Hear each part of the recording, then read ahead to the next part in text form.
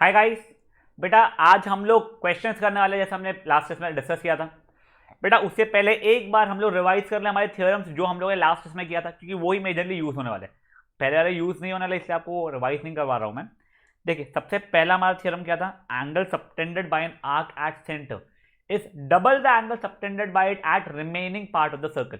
इसमें तीन केसेस थे। एक हमारा माइनर केस, माइनर आर्क वाला था कि अगर मान लो ये ए बी मेरा माइनर आर्क है, तो ये angle subtended by an arc at centre is double the angle subtended bye it at remaining part of the circle.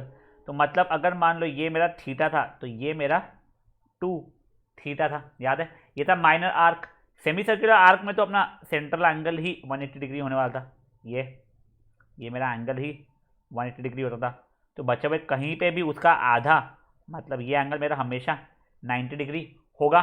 ठीक है, तो इसका हम लोग क्या लिखते थे, diameter subtends right angle on the circle. और एक था हमारा मेजर आर्क वाला, जो बच्चों को बेवजह कंफ्यूज होता है। कुछ भी नहीं है बेटा, मेजर आर्क ये, सॉरी गंदा बन गए। मेजर आर्क में बेटा ये ऐसा मान लो, ये ए ओ बी मेरा मेजर आर्क है, और ये कुछ भी ऐसा। तो ये reflex angle A O B is twice this angle. तो अगर ये थीटा है तो ये वाला बेटा मेरा 2 थीटा होगा। मेरे को यहाँ का चाहिए तो मैं 360 में सब्ट्रैक्ट कर सकता था, वो तो रिफ्लेक्स एंगल प्रॉपर्टी। एक ये सीखी थी। फिर हमने सीखा था angles on the same segment are equal. Angles on the same segment are equal मतलब मान लो एक मेरा ये वाला एंगल हो गया है, ये ए बी के ऊपर, ये सेगमेंट ए बी के ऊपर कुछ भी ए सी बी, और एक ये वाला एंगल मान लो ये कुछ डी, एक सॉरी क्या,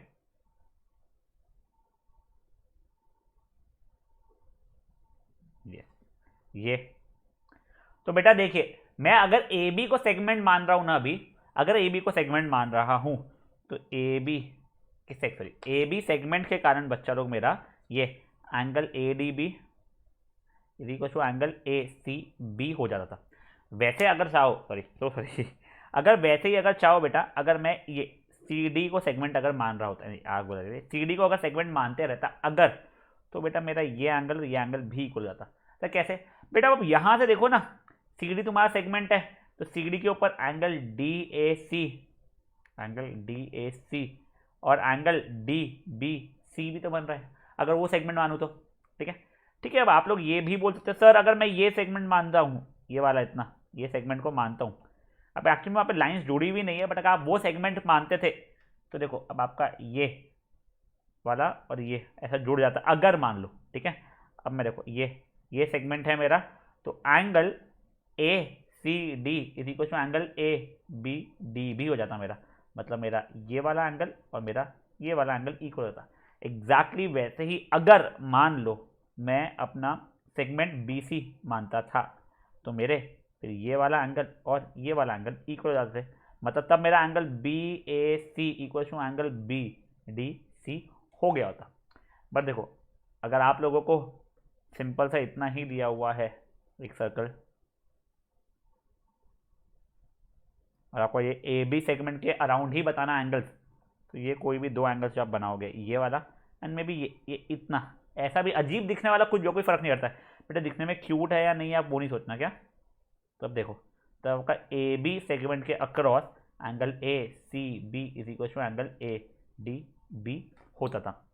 फिर अपन लोगों ने इसके बाद में एक और देखा था, इफ कहते हैं कि लाइन सेगमेंट ज्वाइनिंग 2 पॉइंट, फिर उसके एक ही साइड पर 2 पॉइंट, वो वाला थ्योरम अभी छोड़ो, उसको रिवाइज नहीं करवा रहा हूँ मैं जानबूझ के, क्योंकि अभी अपने काम में नहीं आएगा।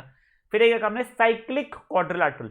साइक्लिक क्वाड्रिलेटरल याद है आपको क्या था बेटा, जहां पे चारों पॉइंट्स मेरे जो क्वाड्रिलेटरल के चारों पॉइंट्स सर्कल पे लाई करते हैं। मतलब अगर ये सर्कल है तो ये चारों पॉइंट्स कैसे भी, ये ऐसा बाद में ये इतना पास में जुड़ा हुआ, ये ऐसा यहाँ पे, और ये ऐसा भी हो सकता था, कुछ भी रैंडम। चारों पॉइंट सिर्फ कहाँ पे जुड़े हुए होने चाहिए थे मेरे, क्वाड्रिलेटरल के चारों पॉइंट है सर्कल पे होने चाहिए थे। तो ये ए बी सी डी अगर है मेरा, तो इसके अपोजिट एंगल का सम है, angle A plus angle C की वैल्यू 180 डिग्री होती थी, और वैसे angle B plus angle D की वैल्यू भी मेरी 180 डिग्री होती थी। फेयर इनफ है यहाँ तक के, कोई इश्यूज। चलिए नेक्स्ट, इसी का कॉन्वर्स याद है कि एक साइक्लिक क्वाड्रिलेटरल का कॉन्वर्स, अच्छा प्रॉपर्टी जो होती है ना, कि अगर एक क्वाड्रिलेटरल है जिसके अपोजिट एंगल्स का सम 180 डिग्री है, ये रैंडम क्वाड्रिलेटरल है कि सर इसमें angle A plus angle C की वैल्यू 180 पता है मुझे, या angle B plus angle D की वैल्यू 180 पता है, तो इन चारों पॉइंट्स के ऊपर से एक सर्कल पास होगा। बेटा अभी भी ये वाली प्रॉपर्टी के ऊपर क्वेश्चन आज के इसमें नहीं होने वाले हैं, बट जब होगा तब आपको समझ में आएगा कि क्यों सर्कल पास करने से क्या फायदा हो रहा था मेरा। ठीक है, अभी यहाँ तक सब कुछ ठीक है। चलिए अब अपन लोग एनसीईआरटी के क्वेश्चन के ऊपर शिफ्ट होते हैं। तो पहले तो आप लोग एक्सरसाइज 10.5 का क्वेश्चन नंबर 1 देखिए। आप पहले पॉज करिए, आपका तो एनसीईआरटी तो वहाँ से पढ़िए, ये यहाँ से पढ़िए, खुद सोचिए, बहुत सिंपल सा क्वेश्चन है, और उसके हमें थ्योरम भी सोचना कि हमारा थ्योरम कौन सा है। ठीक है ना, चलो पॉज करो और आंसर निकालने की कोशिश करो।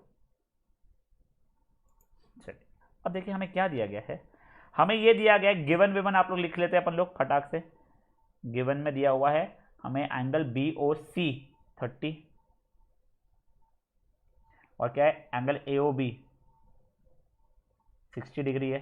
मेरा 2 फाइंड क्या है बच्चा लोग, 2 फाइंड है मेरा angle A D C, angle A D C मतलब ये।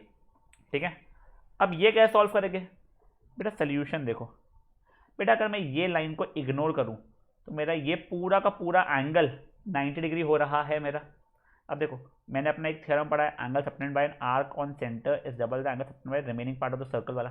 बस यही सर्कल से ऐसा घुमा दिया है, मतलब क्या किया बेटा उसने, यही सर्कल का उसने ऐसा बना दिया। ये है angle subtended by an arc at centre double the angle subtended by remaining part of the circle, मतलब मेरा उसने ये आर्क कंसिडर किया है, ये एंगल इसका डबल होगा।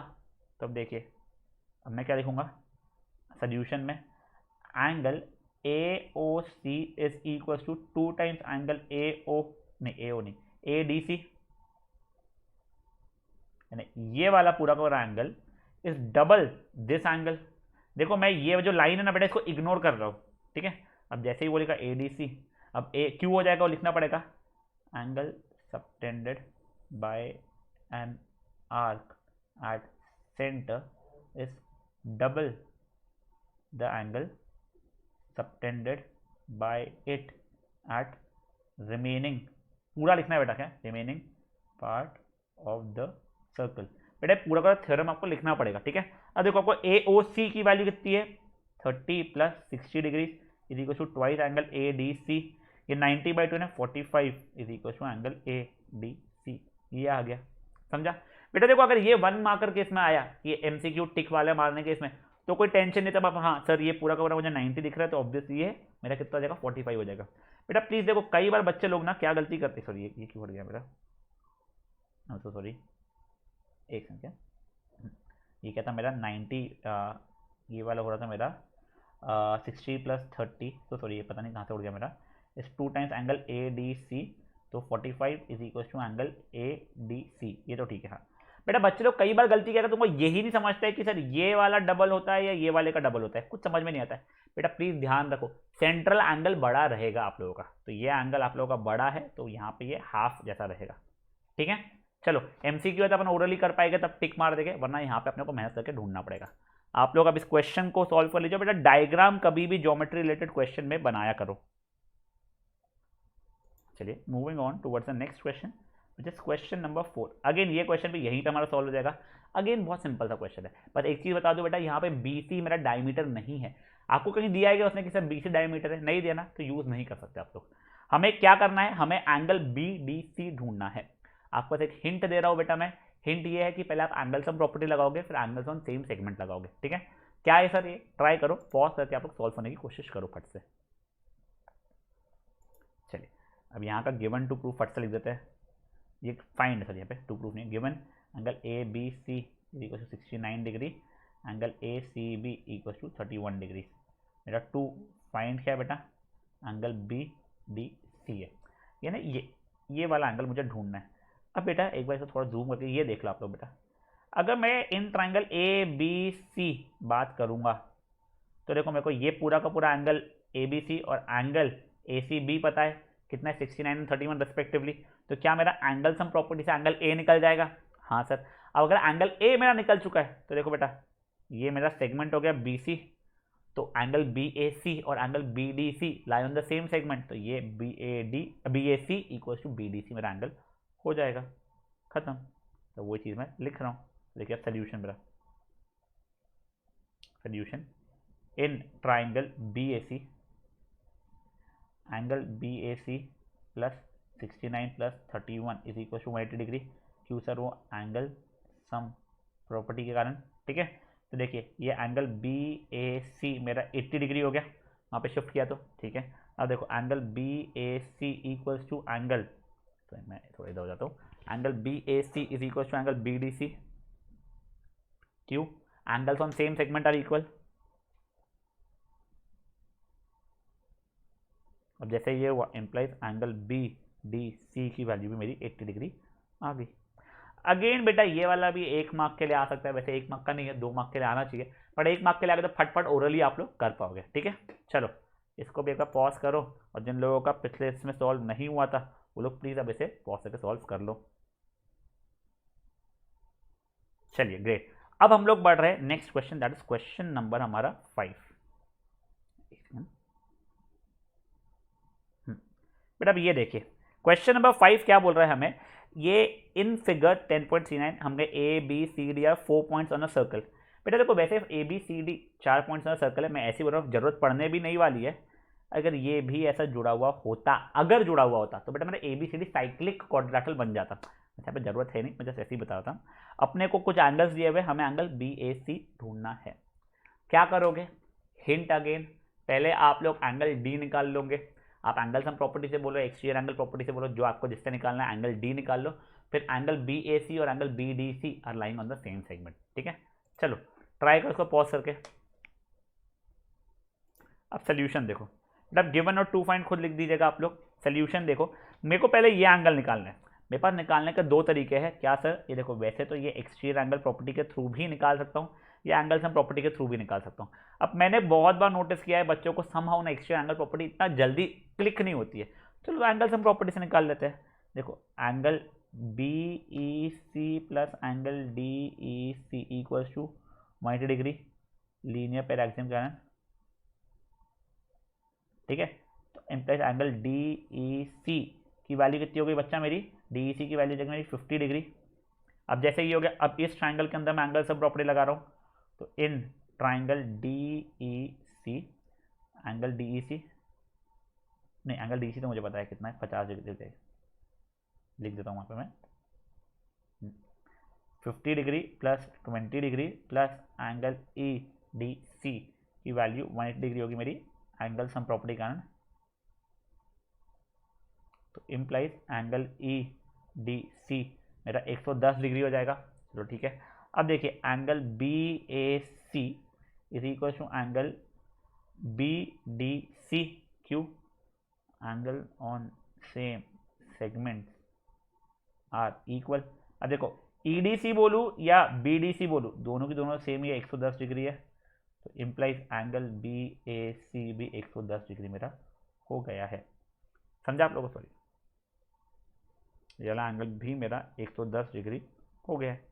ये बेटा 2 मार्क के लिए आ सकता है अपने क्वेश्चन, 1 मार्क के लिए भी आए तो ओरली फट फट फट आप लोग सॉल्व करके टिक मार सकते हो। समझा है क्वेश्चन भी? चलो इसको पॉज करो और सॉल्व कर लो। अब गाइस हम लोग आ रहे हैं एग्जाम्पल नंबर 4 पे। वो एग्जाम्पल नंबर 4 करके हमारे लिए क्वेश्चन नंबर 6 जो है इसका वो बहुत ईजी हो जाएगा। ठीक है, चलो पहले एग्जाम्पल नंबर 4 देख लेते हैं, पहले हटा देता हूं सब चीजें।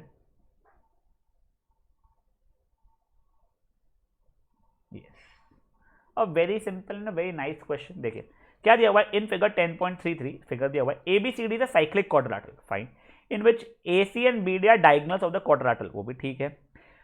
हमें एंगल डीबीसी दिया हुआ है। ठीक है, देखिए अभी angle D B C 55 degree है। बेटा सब कुछ छोड़ो, सब कुछ भूल जाओ, मुझे एक चीज़ बताओ, अगर आपको एंगल डीबीसी पता है तो एक और कौन सा एंगल पता है भाई? Angles on same segment. Pause करके एक बार सोचो, जिनको फट से क्लिक हो गया बढ़िया, जिनको नहीं क्लिक हुआ एक बार सोचो। चलो मैं और हिंट दे रहा हूँ, ये देखो ये वाले सेगमेंट के ऊपर एक और एंगल कौन सा बन रहा है? परफेक्ट। तो देखिए ये डीबीसी और उसके बाद में डीएसी, हमें जरूरत अभी है नहीं, आगे पढ़ सकती है, इसलिए मैं आप लोगों को जस्ट ऐसे ही बता रहा था। ठीक है, चलो पहले तो ये लिख दिया, मेरे पास ये कितना है 55 डिग्री है। नेक्स्ट चीज यार ये एंगल बी ए सी की वैल्यू हमें पता है, ये वाली 45 डिग्री है। अब वापस है, अब अगर आपको एंगल बी ए सी पता है तो आपको एक और एंगल पता रहेगा, वो बताओ कौन सा? एंगल्स ऑन सेम सेगमेंट का। पॉज करके अब सोचो आपस से, देखो अब ये अगर आपका 45 है तो बेटा ये वाला एंगल भी तो 45 हो जाएगा। क्यों? ये वाले सेगमेंट के ऊपर ये BDC और BAC हो रहा है, क्योंकि समझा भी ये चीज़। चलो, हमको ज़रूरत क्या है हमको नहीं पता, मैं तो जस्ट आपको बता रहा था कि आपको प्रॉपर्टी लगाना अच्छे समझ में आ जाए। देखो ये मेरा 55 डिग्री हो गया है। मुझे क्या पूछा है आपने? एंगल BCD की वैल्यू पूछी है। वैसे करने के अब दो तरीके, मैं आपको पहले दोनों तरीके ऐसे ही बता देता हूँ। अगर आप DC वाला सेगमेंट के थ्रू करोगे तो ये 55 है, तो आपका ये भी 55 हो जाएगा। तो बेसिकली मिला के ये पूरा का पूरा एंगल आपका 100 डिग्री हो जाएगा। अब देखो ये आप लोगों का साइक्लिक क्वाड्रिलेटरल था, तो उस कारण से एंगल A पूरा वाला और एंगल C पूरा वाला मिला के 180 डिग्री होगा, तो उस कारण से ये 80 डिग्री हो गया होता। ये हमारा पहला तरीका हुआ है करने का इस चीज़ को, ठीक है। अब मैं आपको एक और तरीका बताता हूँ। देखो ये 45 दिया हुआ है, ये मेरा 55 है। अब क्योंकि ये मेरा 45 है तो मैं इस एंगल को भी 45 डिग्री बोल सकता हूँ। वही angle on same segment, segment कौन सा है मेरा? BC। अब ये वाले ट्राइंगल के अंदर मैं एंगल सम प्रॉपर्टी अगर लगाऊंगा तो देखो 45 + 55 प्लस एंगल C = 180 होगा, तो भी तो ये एंगल मेरा 80 डिग्री हो जाएगा। अब आपको जो बेटर लगता है आप उससे करो, मैं साइक्लिक क्वाड्रिलेटरल वाली प्रॉपर्टी से कर रहा हूँ। देखो गिवन में ये और ये लिख सकते हो, और साथ ही साथ में ABCD से साइक्लिक क्वाड्रिलेटरल आपको लिखना पड़ेगा। 2 फाइंड में ये हो जाएगा मेरा, ठीक है। अब देखिए सोल्यूशन मेरा, एंगल CBD = एंगल CAD, क्यों? Angles on same segment are equal, पूरा लिख लीजिएगा आप लोग, ठीक है। तो इम्प्लाइज एंगल CAD की वैल्यू कितनी हो गई? 55 डिग्री हो गई। चलो ठीक है। अब देखो in cyclic quadrilateral ABCD angle BAD equals to, अच्छा इक्वल्स नहीं, सॉरी ये कॉमन गलती है बच्चे, इक्वल कर देते, इक्वल बता रहा, plus angle BCD equals to 180 degree. Sum of opposite angles of cyclic quadrilateral is 180 बोलो, या opposite angles of cyclic quadrilateral supplementary, जो बोलना है वो लिख सकते हो इसमें, ठीक है। ये जैसे ये हुआ तो इम्प्लाइज एंगल BCD, ये देखो ये हमारा 55 डिग्री हुआ था, तो ये पूरा 100 डिग्री है, तो एंगल BCD की वैल्यू कितनी हो जाएगी? डायरेक्टली मेरी 80 डिग्री हो जाएगी। समझा? पक्का? चलो पॉज करो इसको और सॉल्व कर लो फटाक से अपना। चलिए ग्रेट। अब बेटा ऑन अ सिमिलर पैटर्न, बस इसे थोड़ा सा कॉम्प्लेक्स, हम लोग आ रहे हैं क्वेश्चन नंबर 6 पे।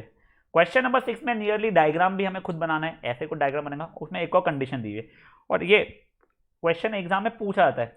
रीजन बीइंग, एक तो डायग्राम खुद से बनाने वाली मेहनत हो जाती है उसमें, क्योंकि दूसरा इसमें एक और ये जो फर्दर ये वाला ना, ये वैसे तो बहुत सिंपल सा है, ऐसा कुछ है नहीं, पर उस कारण से क्वेश्चन को 3 मार्क का वो लोग दे देते हैं, और बहुत फ्री फंड के मार्क्स है। देखिए क्या दिया हुआ है, ABCD द साइक्लिक क्वाड्रिलेटरल। जैसे साइक्लिक क्वाड्रिलेटरल बोला है तो सर्कल में एक क्वाड्रिलेटरल बना लेते हैं हम लोग।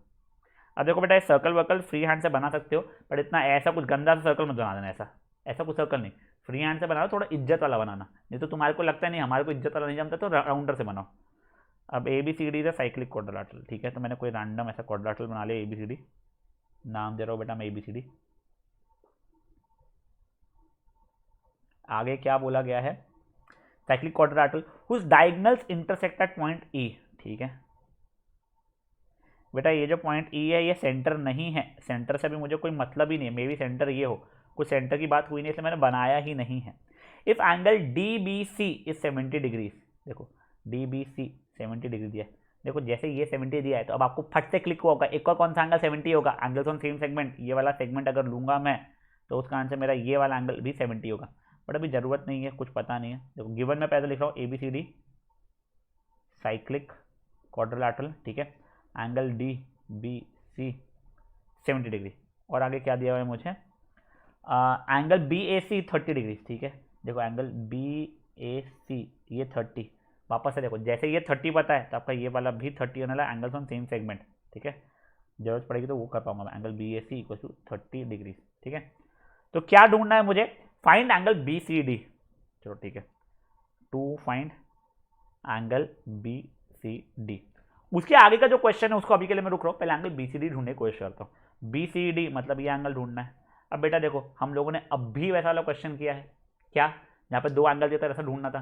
वो 2 तरीके आप लोगों के हाथ में, या तो देखो क्योंकि ये 70 है आप लोगों का तो ये भी 70 होगा, एंगल्स ऑन सेम सेगमेंट, ये 100 तो ये 80, क्यों? साइक्लिक क्वाड्रिलेटरल वाली प्रॉपर्टी, एक तो ये कर सकते थे आप लोग, या फिर ये 30 है बेटा तो ये भी 30 होगा, ये angles on same segment are equal.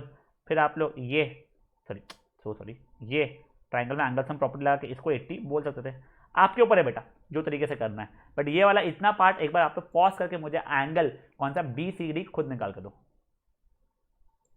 चलिए मैं बेटा साइक्लिक क्वाड्रिलेटरल वाले का यूज़ करने का मुझे ज़्यादा अच्छा लगता है। तो देखिए सोल्यूशन में मैंने क्या किया अभी तक का, सोल्यूशन में लिखा है angle DBC equals to angle DAC, angles on same segment are equal के कारण, ठीक है।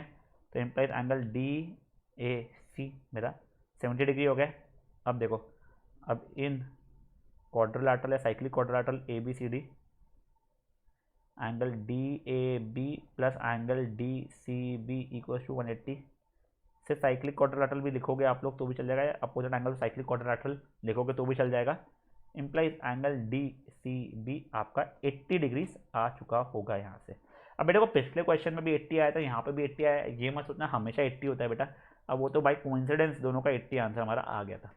किसी बच्चे को यहाँ तक के नहीं जमा था तो अब आप लोग पॉज करके इतना सा सॉल्व कर लीजिए। चलिए वो तो 80 हमने निकाल दिया, इसको 80 मार्क कर सकता हूँ मैं।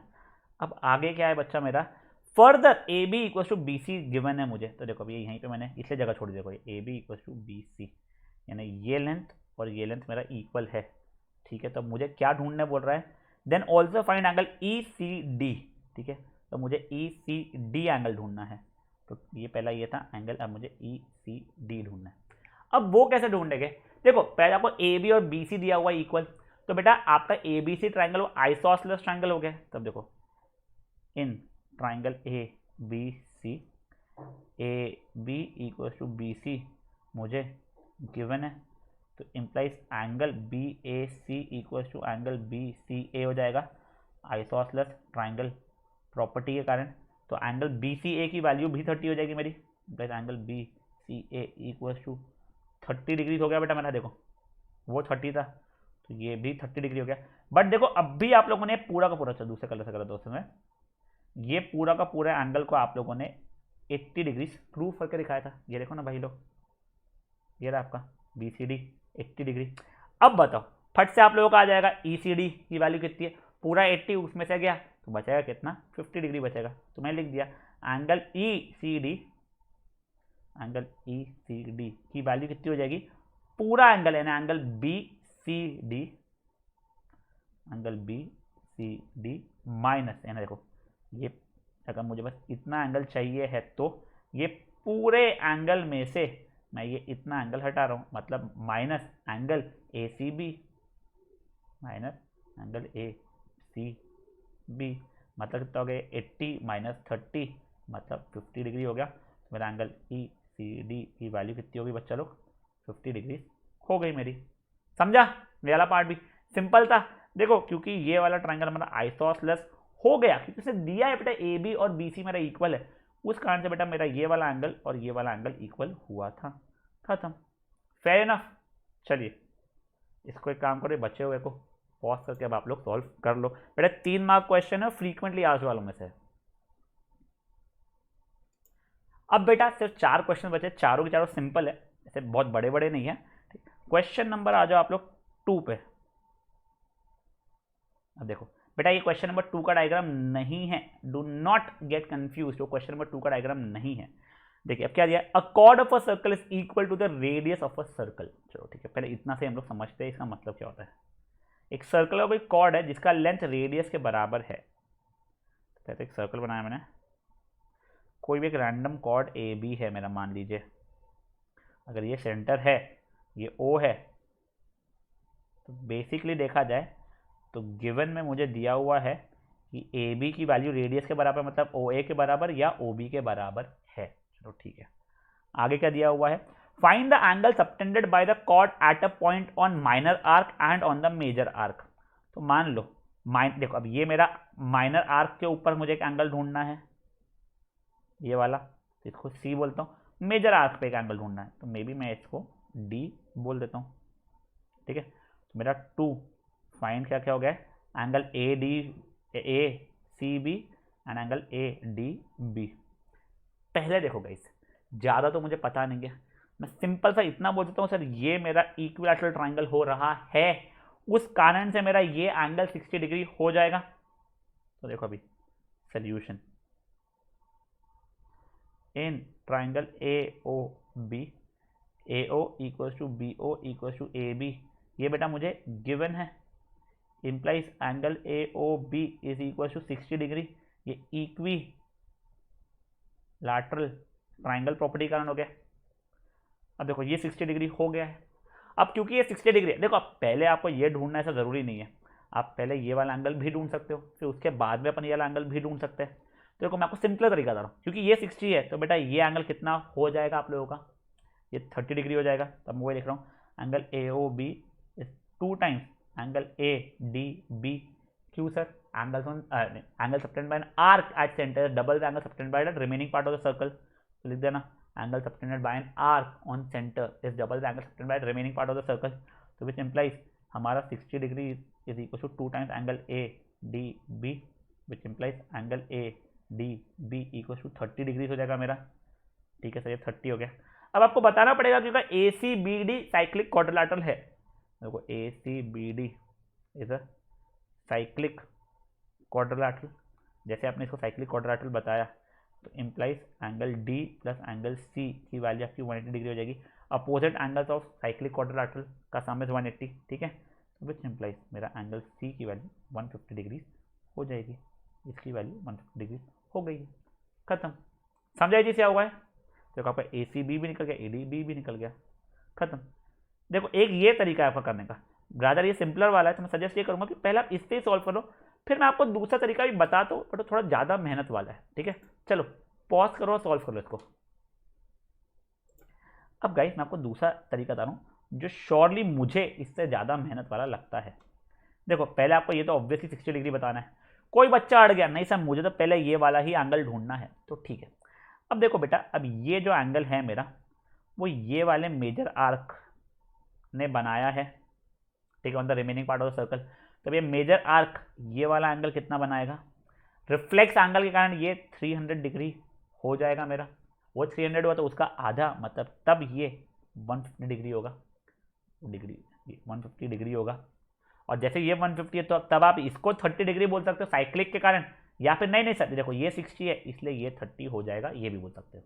बट ऑब्वियसली अपना जो पिछला जिससे लिखा हुआ है जो वो वाला मेथड कंपेरेटिवली बहुत आसान है इसके सामने, ठीक है ना। ये angle C equals to 150 degree, fine. तो यही मेथड पे स्टिक करो बेटा इसलिए। चलो एक बार और पॉज कर लो, आपको कुछ चीज़ करेक्शन वरेक्शन करना तो आप वो कर सकते हो। Great, now moving on towards the next question, that is question number 3.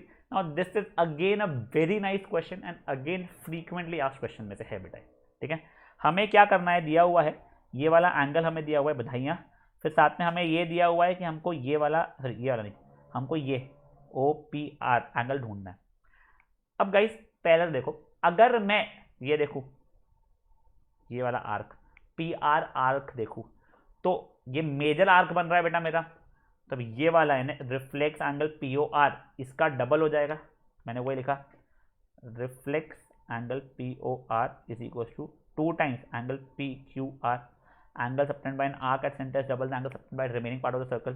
तो which implies reflex angle P O R की वैल्यू 200 हो जाएगी। अब जैसे ही reflex angle P O R की वैल्यू 200 हो गई है तो implies angle P O R की वैल्यू कितनी होगी, 360 माइनस 200 हो जाएगी, विच विल वॉट 160 डिग्री। अब बेटा मेरा ये एंगल 160 डिग्री हो गया है, ठीक है। अब देखो next, in triangle P O R मेरा P O equal to R O है। आप बताओ रीजन क्या है, पी ओ और आर ओ का इक्वल दिया हुआ तो नहीं है क्वेश्चन में कहीं बेटा, radii of the same circle है ना बेटा, वो radii of the same circle. अब देखो वो क्योंकि radii of the same circle है तो ये मेरा आइसोसेलेस ट्राइंगल हो गया है, तो implies angle O P R equals to angle O R P हो जाएगा ना, आइसोसेलेस ट्राइंगल प्रॉपर्टी के कारण, which implies angle O P R plus angle O R P plus 160 equals to 180 degree हो जाएगा। ये आपका एंगल सम प्रॉपर्टी लिख सकते हैं, पूरा लिखना है। ये जैसे ही हुआ, अब देखिए ये दोनों इक्वल तो ये 160 है, तो basically angle O P R का twice is equals to 20 degree होगा, which implies angle O P R मेरा 10 डिग्री हो जाएगा। देखो वापस समझाता हूं मैं, ये 100 है तो ये रिफ्लेक्स एंगल, क्योंकि मेजर आर्क की बात हो रही है, ध्यान रखो मेजर आर्क की बात हो रही है, तो रिफ्लेक्स एंगल मेरा ये हो जाएगा कितना 200 डिग्री। अब वो 200 है तब मेरा जो पी ओ आर एंगल रहेगा वो 160 होगा। अब देखो अब ये जो ट्राइंगल है मेरा ओ पी आर, इसमें ये मेरा 160 डिग्री है, ये एंगल और ये एंगल मेरा इक्वल है, एंगल सम प्रॉपर्टी का एंगल ओ पी आर मेरा 10 डिग्री आ जाएगा। समझा? चलो इस क्वेश्चन को भी पॉज करो और फट से सॉल्व कर लो बच्चा इस क्वेश्चन को भी। अब लास्ट 2 क्वेश्चंस, दोनों छोटे छोटे सिंपल से। क्वेश्चन नंबर 7 देखिए, if diagonals of cyclic quadrilateral are diameters of a circle through the vertex of the quadrilateral prove that it is a rectangle. तो देखिए बेसिकली क्या हुआ है ना इस बार, हमारा जो हमारा साइक्लिक क्वाड्रिलेटरल है उसके डायगोनल्स मेरे ये बना रहे थे, डायमीटर्स बना रहे थे। तो मान लो ये सेंटर है, देखिए डायमीटर पकड़ लो, मे बी ये दूसरा डायमीटर पकड़ लो, ये ए बी सी डी के कारण जो मेरा क्वाड्रिलेटरल बन रहा है, इस क्वाड्रिलेटरल को मुझे प्रूफ करना है कि वो क्या हो जाएगा, वो मेरा रेक्टेंगल हो जाएगा। यहाँ देखने पर लग नहीं रहा हो कि मैंने फ्री हैंड बनाया है। तो देखो बहुत सिंपल सा है सोल्यूशन, देखिए आप लोग गिवन टू प्रूफ लिख दीजिएगा। एंगल डी ए बी की वैल्यू 90 डिग्री होने वाली है। तो क्यों बेटा, देखो ना डी बी मेरा क्या है, डी बी मेरा बेटा डायमीटर है, तो diameter subtends right angle on the circle, वैसे एंगल डी सी बी की वैल्यू भी 90 डिग्री होने वाली है। तो क्यों, अरे बेटा वही डी बी जो ये वाला है मेरा डायमीटर, तो वो यहाँ पे भी तो 90 डिग्री सबटेंड करेगा। चलो ठीक है, तो अब इन दोनों का साथ में रीजन लिख दिया। डायमीटर किसको कंसिडर किया है, D B subtends right angle on the circle. चलो ठीक है, अब मैं ए सी को डायमीटर कंसिडर कर रहा हूं, तो बेटा देखो ये ए बी सी मेरा 90 डिग्री होगा, और एग्जैक्टली वैसे ए डी सी भी मेरा 90 डिग्री होगा।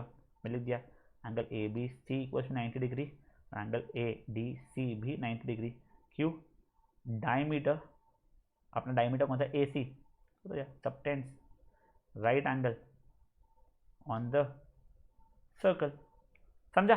तब देखो आपके चार, sorry in quadrilateral A B C D, क्योंकि मेरा angle D A B is equals to angle A B C equals to angle B C D equals to angle B C D, और एक कौन सा हो जाएगा C D A is equals to 90 है, implies A B C D क्या बन गया मेरा, रेक्टेंगल बन गया। हमने पढ़ा ये क्वाड्रिलेटरल चैप्टर में, अगर चारों एंगल 90 हो तो क्या बन जाता, रेक्टेंगल बन जाता था। फुद्दू सा क्वेश्चन है बेटे ये भी। चलो पॉज करो इसको भी, 2 मार्क क्वेश्चन है, सॉल्व कर लो फट से। चलिए अब गाइस आज का last question, question number 12, prove that a cyclic parallelogram is a rectangle. ओ बेटा देखो पहले तो याद दिला दूं, हम एक पैरेललोग्राम को रेक्टेंगल कैसे बता देते हैं, अगर एक भी एंगल मैंने पैरेललोग्राम को प्रूव कर दिया कि कितना है, वो मेरा अगर 90 है तो मेरा रेक्टेंगल बन जाएगा। अब देखो क्या बढ़िया बात है, हमारा जो ये पैरेललोग्राम है इस बार का, वो पैरेललोग्राम मेरा साइक्लिक है, मतलब इन चारों के ऊपर से मेरा एक सर्कल पास हो रहा है। अब ऑब्वियसली मैं फ्री हैंड से बना रहा हूँ, अभी फ्री हैंड से ऐसा बनाओ कोई प्रॉब्लम नहीं है। ये बी सी डी गिवन में मुझे है, ए बी सी डी को एक पैरेललोग्राम है, ठीक है।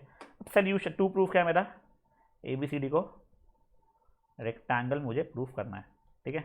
सोल्यूशन देखिए बच्चा लोग आप लोग, angle A is equal to angle C, opposite angles of parallelogram are equal, ठीक है। Angle A plus angle C is equal to 180 degree. तो ये क्यों, अरे बेटा साइक्लिक क्वाड्रिलेटरल है ना, ये साइक्लिक क्वाड्रिलेटरल, तो implies twice angle A is equal to 180, क्योंकि एंगल ए और एंगल सी तो मेरे इक्वल थे, तो implies angle A is equal to 90। अब जैसे ही एक एंगल 90 हो गया, फट से मैं लिख दूंगा which implies A B C D is a rectangle. Q, if one angle of a parallelogram is 90, implies all angles are equal to 90, implies it becomes a rectangle. खत्म।